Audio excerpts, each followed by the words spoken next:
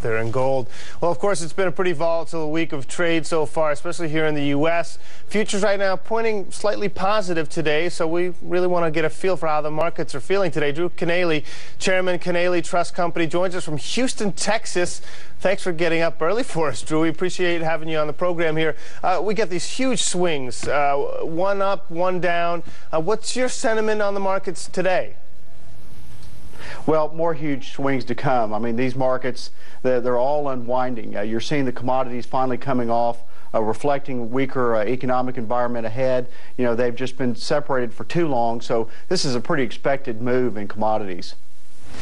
Yeah, I mean, Drew, it's Ross here, and I mean, you know, $100 off gold in a few days is a pretty big swing. What's going on here? Are people just liquidating these long positions because they've got losses, or are they just saying we're taking profits and then we're parking the cash in Treasury? Because Treasury's here, 3-month T-bills, what, the lowest rate for 50 years, 53 basis points? What does that tell us? Yeah, when the rate starts out with a point something, you know it's low. And these commodity prices have been where people have been hiding money, trying to figure out where to go next. And you just had a big speculative bubble in commodities. And so that's popping, and it's coming unraveled fast. As far as stocks go, I mean, they're starting to be priced and looking more attractive to us, but we've got a ways to go because the credit crisis, at least here in the U.S., is still here, and it's still unfolding.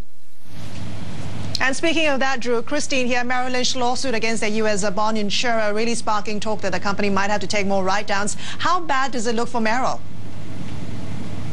Well, I mean, it's difficult to say because we've asked for total transparency these days, which means we're having to mark to market. And if the market's moving on a daily basis like we see around the world, it's very difficult for these financial institutions to mark these securities to market. So it's kind of when you ask the question. At some point, you know, we're going to get back to where we're going to know what the collateral value is. But until we know what the collateral value is, it's going to be almost impossible for them to mark a lot of these securities to market, especially when there's no bid. Well, what's your sense then, Drew, in terms of, you know, what the Fed basically says, you know, we're not going to let any of you fail, we'll let some consolidation go by. It makes them, in some ways, a safer play, and we know at some point these are going to be worth something.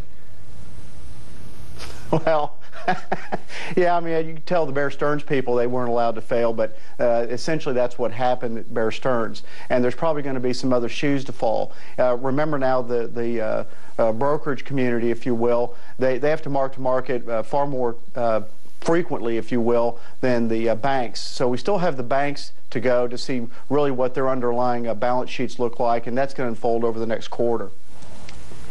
All right, Drew, have a good long weekend. I hope you get one, and we appreciate you getting up so early for us. Drew Kanaly, Chairman, Kanaly Trust Company. I hope you come back on the program another time.